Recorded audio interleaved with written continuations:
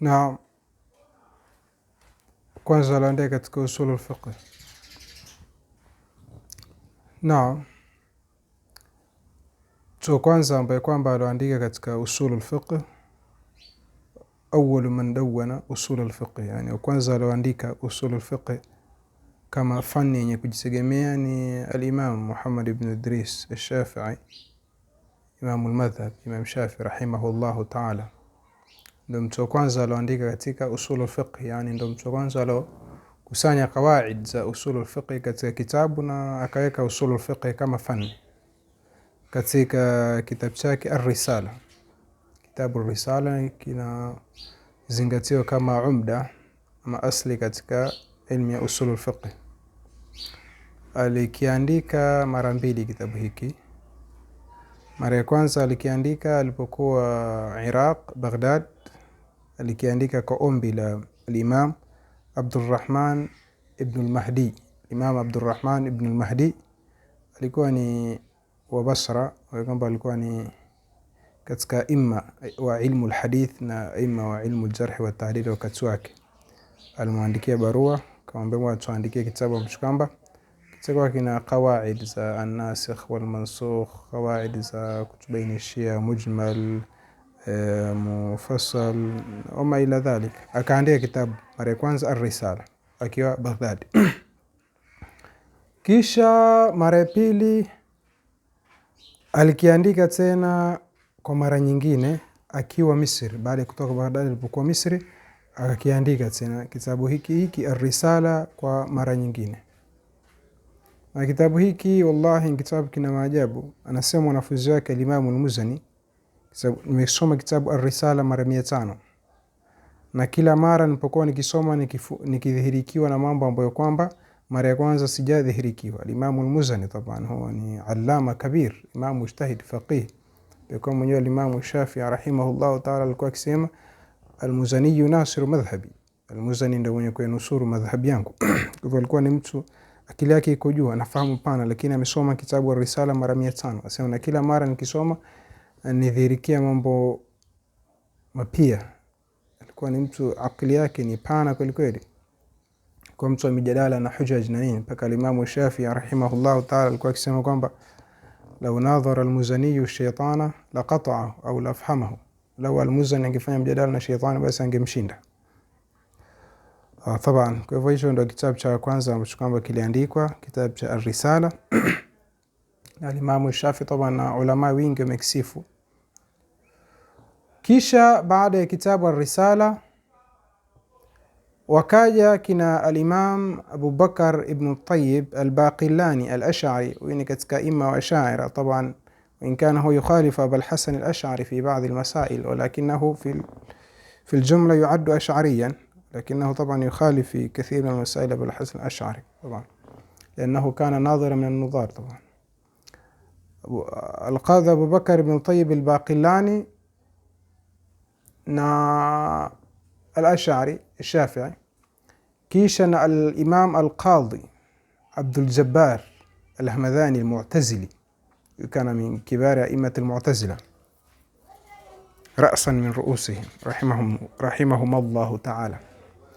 هو الإمام القاضي أبو بكر ابن الطيب الباقلاني نا عبد الجبار المعتزلي والبكوجة وكفصل وكبينيشا baadhi ya masaila ambayo kwamba ilikuwa ni mujmal katika kitabu Risala, na wakadhihirisha baadhi ya asrar za qawaid za usul al-fiqh, wakasailisha mambo mengi. Kisha kiujumla baada ya kitabu Risala, vitabu ambavyo kwamba vilivyokuja vikashika kinara katika ilmu ya usul al-fiqh ni vitabu vinne baada ya kitabu cha Risala cha al-Imam al-Muassis sahib al-madhhab al-Imam al-Shafi'i rahimahullah ta'ala Muhammad bin Idris. ambacho kama ni kitabu cha Al-Burhan cha al-Imam Abu al-Maali al-Juwayni, kitabu cha Al-Burhan cha al-Imam al-Juwayni. Kisha al-Imam al-Juwayni طبعا هذا كان علامة كبير، na hata baadhi ya ulama wanasema kwamba madhhabi haya Ash'ari Ash'ira tuliokuwa nayo waasisi wake hasa ni al-Imam al-Juwayni na al-Imam al-Ghazali na al-Imam Fakhr al-Razi. Taban hadha rai mawjud. Taban kwa hivyo kitabu cha al-Burhan cha al-Imam Abu al-Maali al-Juwayni, kitabu cha al-Mustasfa cha al-Imam al-Ghazali, ambacho kama taban hiki ni katika vitabu tegemeo katika ilmu usul fiqh. Na juzi hapa tumeona sharhi nzuri imetoka kutoka ule mwanachuoni wa Morocco al-Imam al-Allama Maulud al-Sariri, katika wanazuoni wakubwa sasa hivi wa usul al-fiqh taban Morocco kule, Maulud al-Sariri. Kwa al-Burhan cha al-Imam al-Juwayni, al-Mustasfa cha al-Imam al-Ghazali, kisha kitabu cha al-Umad cha al-Imam al-Qadhi Abd al-Jabbar al-Mu'tazili, kisha kitabu cha al-Mu'tamad sharh al-Umad cha al-Imam Abu al-Hasan al-Basri. Abu al-Hasan al-Basri huyu Mu'tazili taban. Hivi vitabu ndi vitabu ambavyo vilikuja vikao ni nguzo katika ilmu ya usul al-fiqh. Ni umda, yani huwezi kuvipituka hivi vitabu katika ilmu ya usul al-fiqh. Baada ya hawa wakaja mafahali wawili katika mafahali wa ilmu ya usul al-fiqh, wakavifanyia ikhtisar hivi vitabu. Fahali wa kwanza ni al-Imam Fakhruddin ibn al-Khatib, bikoma maarufu Fakhruddin al-Razi, akavifanyia ikhtisar hivi vitabu, yani kachukua al-Burhan, al-Mustasfa, al-Umad, al-Mu'tamad, kafanyia ikhtisar. Kaza kitabu chake amechukua kilichoitwa al-Mahsul. Al-Mahsul kwanza huyo Fakhruddin al-Razi, kisha wa pili al-Imam Saifuddin al-Amidi al-Ash'ari. Tufahamu kwamba Fakhruddin al-Razi al-Ash'ari, Saifuddin al-Amidi al-Ash'ari kitabu chake kinaitwa Ihkamul Ahkam. Ihkam yani itqan, Ihkamul Ahkam, ambacho kwamba pia amefanya ikhtisari katika hivi vitabu vinne. Vitabu vyao kiasi ambacho kwamba wakao walokuja baada yao haikowezekani isipokuwa nao ni kufanya ikhtisari hivi. Kina al-Imam Sirajuddin al-Urmawi, kina Tajuddin al-Urmawi, wote hao wamechukua kutoka hao. Kisha wakaja baada ya hao kina al-Imam al-Qarafi, al-Imam al-Qarafi sahibu al-Muwafaqat, na kina al-Imam Abu Ishaq al-Shirazi mwenye kitabu cha al-Luma, kina al-Imam Tajuddin al-Subki mwenye Jam'u al-Jawami',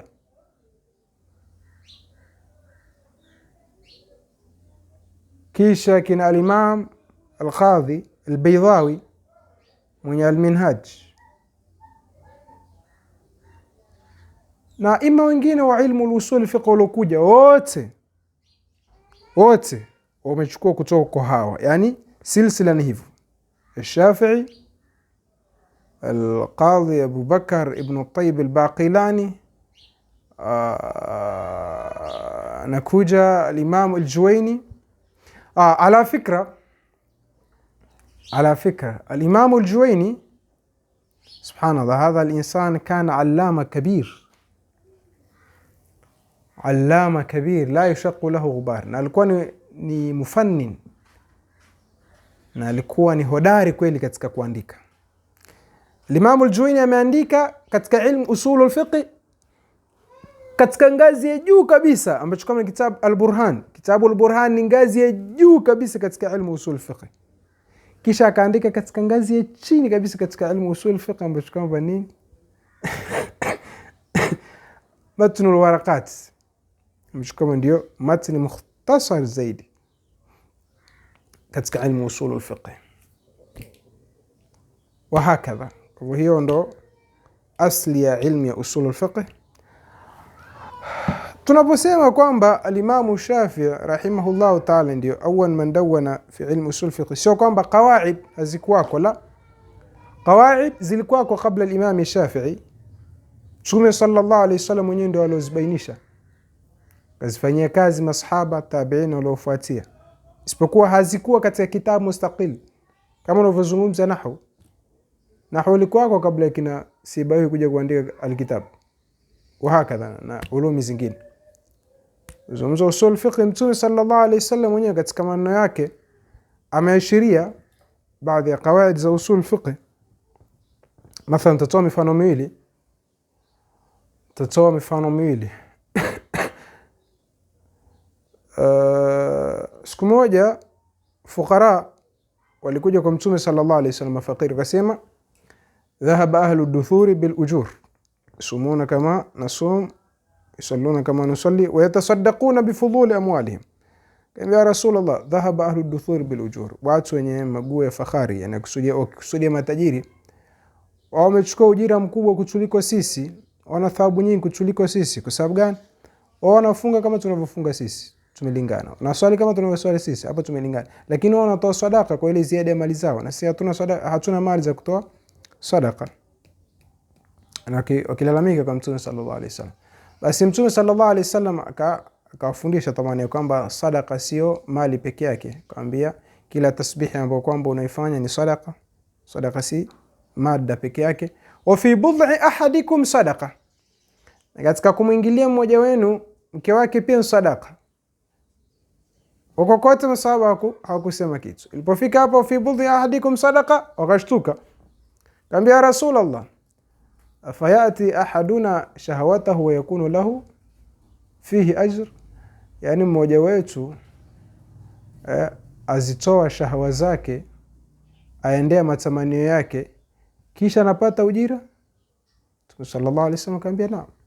Afara'aytum law wada'aha fi haram afakana alayhi wizr au kama qala, kaambia mnaonaje lao haya matamanio yake angeliweka katika haram, yani asingeweka kwa mke wake, ingekuwa ni kwa zina, ingelikuwa na madhambi? Qalu naam, ingepata madhambi, ingefanya katika haram. Kaambia hakadha, namna hii katika halal pia anapata thawabu, kama ilivyokuwa katika haram anapata dhambi, pia katika halal anapata thawabu. Sasa hii ni qiyas taban, kama melahidh, hii ni qiyas, inaitwa qiyasul aks katika usul fiqh. Katika usul fiqh qiyasi iko viganyiko vile, kuna qiyasul aksi na qiyasul tard. Qiyasul tard ndio hii maarufu, hii ni qiyasul aksi. Mtume sallallahu alaihi wasallam ikiwa anaweza tu kuambia bwana ndio unapata thawabu basi, lakini kaambia munaonaje lau hizi shahwa angeziweka katika haramu ungepata na madhambi? Kaambia naam, ni qiyasul al-aks. Kuna qiyasul tard pia Mtume sallallahu alaihi wasallam yaashiria katika hadithi ile mwanamke alimwendea Mtume sallallahu alaihi wasallam kaambia inna ummi ftulitat au inna abi mata wa alayhi sum afa asumu anhu au anha. Mwambia Rasulullah, mama yangu amekufa. Toba hadithi imekuja katika riwaya tofauti. Riwaya nyingine inasema mama yangu amekufa, riwaya nyingine inasema baba yangu amekufa, lakini ameacha deni ya sum. Je, nimfungie hiyo somo ambayo ameiacha?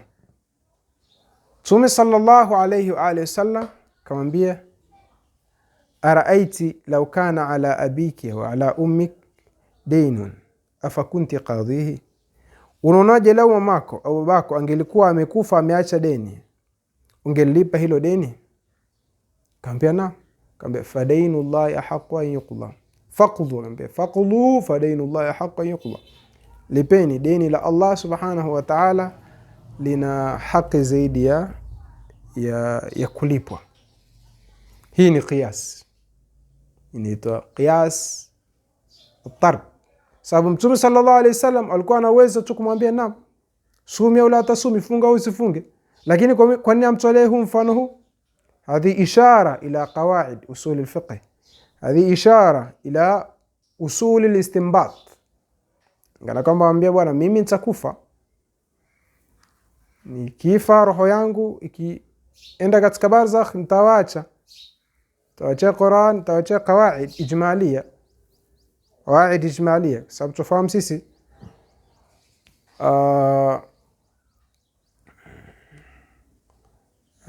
qawaid zizoacha ni qawaid ijmaliya, Qur'an na sunna, hizi ni qawaid ijmaliya, lakini kaifiyatul istinbat inahitaji qawaid. Kwa hivyo ndio Mtume sallallahu alayhi wasallam akawa katika maneno yake akisema haya. Kwa hivyo sahaba ridwanullahi ta'ala alayhim istafadu min hadhihi al-isharat wa min hadhihi al-qawaid fastanbatu minha ahkaman wa kadhalika man jaa ba'dahum at-tabi'in wa man tabi'ahum bi ihsan wa hakadha. Al-Imam Shafi'i rahimahullahu ta'ala yeye ndio mtu wa kwanza ambaye kwamba dawana hadhihi al-qawaid wa wada'aha fi kitabin wahid وفي صياغة القوانين والقواعد وما إلى ذلك.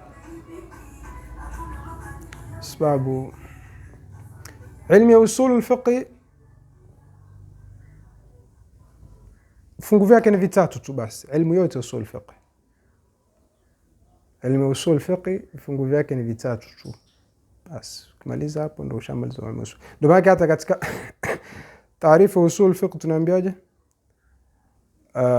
أدلة الفقه.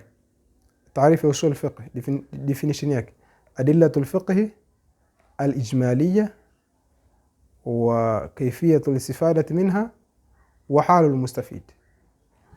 أدلة الفقه الإجمالية الكتاب السنة الجماع القياس.